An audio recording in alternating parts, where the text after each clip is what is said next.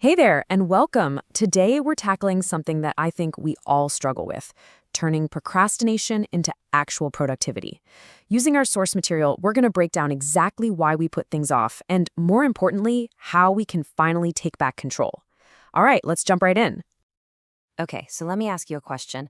What's that one thing that quietly steals your time, your energy, and maybe even your dreams?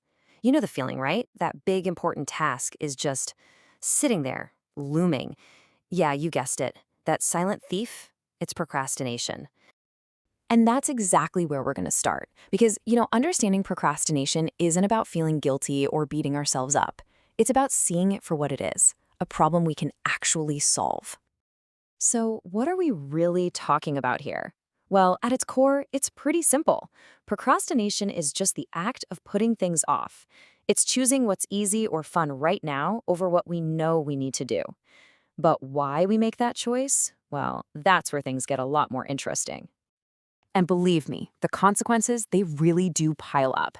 This isn't just about missing a single deadline. The research shows a direct link between chronic procrastination and way higher stress levels, lower productivity, and just plain missed opportunities. That's a pretty heavy price to pay for just a little bit of short-term comfort, right? So that's the million-dollar question, isn't it? Why do we do this to ourselves?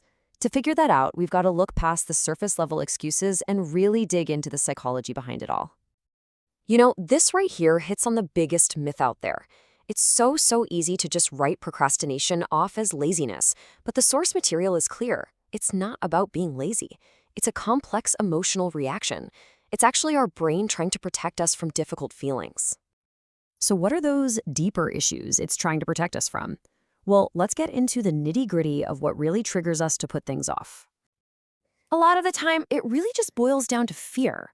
You've got the fear of failure, that nagging anxiety that you won't be good enough. Then there's its close cousin, perfectionism, that if I can't do it perfectly, I won't do it at all mindset. Sometimes a task just seems so huge that we're paralyzed, or maybe we just have no idea where to even start. Figuring out which one of these is your go-to is honestly the most important first step. All right, so we've covered the what and the why. Now it's time for the good stuff, the how. Think of this next part as your personal toolkit packed with strategies you can literally start using the second this is over. Okay, strategy number one. This is probably the most powerful weapon you have against that feeling of being totally overwhelmed. Just break it down. A goal like write a book is absolutely terrifying, but write one single page? Suddenly that's doable. The whole idea is to turn that intimidating mountain into a series of small, easy-to-climb hills. Every little win builds momentum for the next one. All right, strategy number two is even simpler, if you can believe it. It's the 2-minute rule.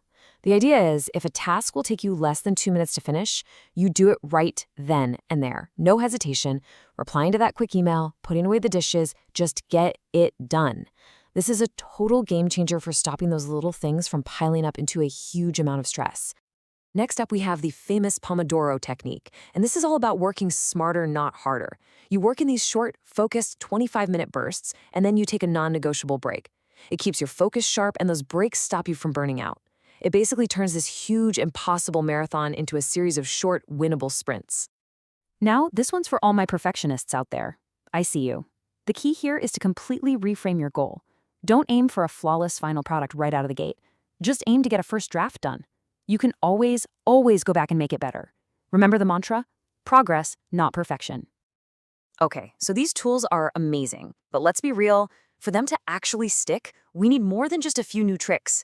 So for our final section, we're going to talk about the mindset shift that makes all of this permanent.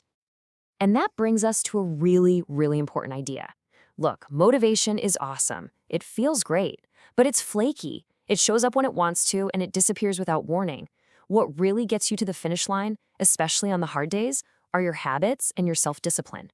Real long-term success, that's built on consistency, not just random bursts of inspiration. And please, don't think of self-discipline as something you either have or you don't. It's not a personality trait. It's a muscle. It's a skill that you build over time, every time you choose action over delay. It's the bridge that you build, piece by piece, that connects where you are to where you want to be. And really, when you boil it all down, this is what's on the line. As the source material puts it so well, time is the one resource we can never, ever get back. How we use it, whether we let procrastination steal it or we invest it in our goals, that pretty much determines everything. So I want to leave you with one final question. Not tomorrow, not later today, I mean right now, as soon as this is over. What is one tiny 2-minute action you can take to get the ball rolling?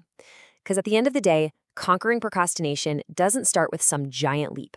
It all starts with that one small step.